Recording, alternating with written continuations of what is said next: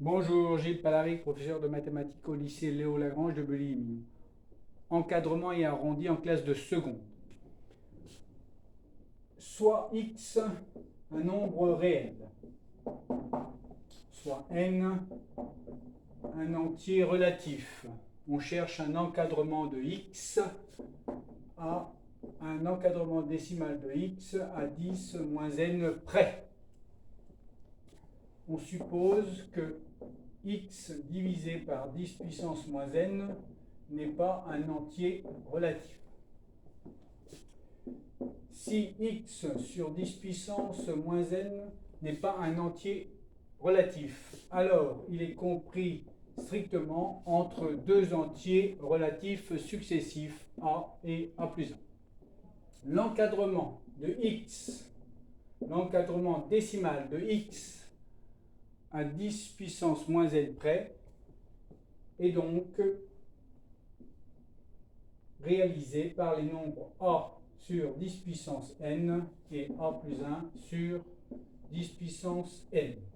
Voyons sur deux exemples comment fonctionne cette définition.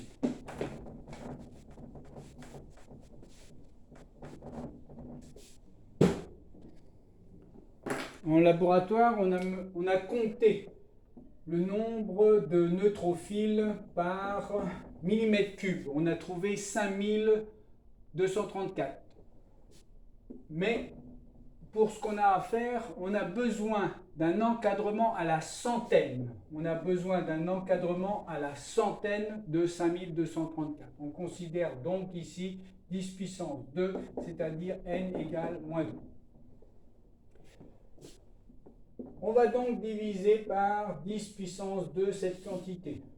On obtient 52,34. Ce nombre-là est compris entre deux entiers successifs, 52 et 53.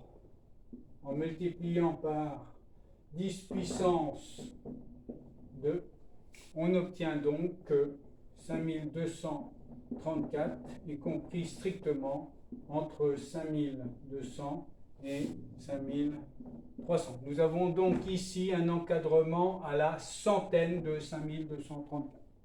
Lorsque l'on va chercher l'arrondi, on va regarder la distance qui sépare ici 5200 et 5234. On va regarder la distance qui sépare 5234 et 5300. On cherche la plus petite de ces deux distances. Elle est obtenue à partir de 5200. Donc l'arrondi sera donc 5200. Voyons un autre exemple.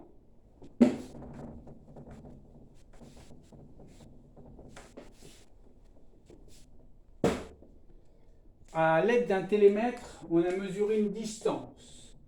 Le télémètre nous a donné cette distance, 3,175 mètres.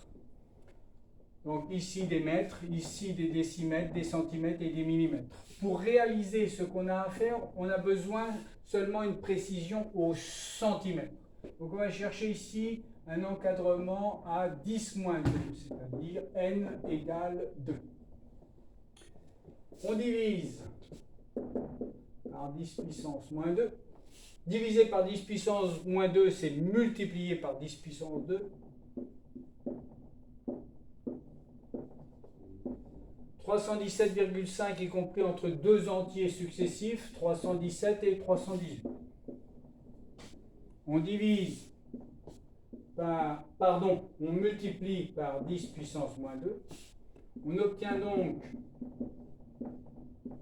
que 3,175 est compris entre 3,17 et 3,18.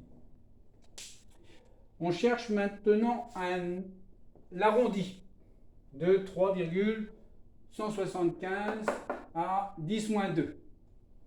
La distance ici qui sépare ces deux nombres est la même que celle-ci.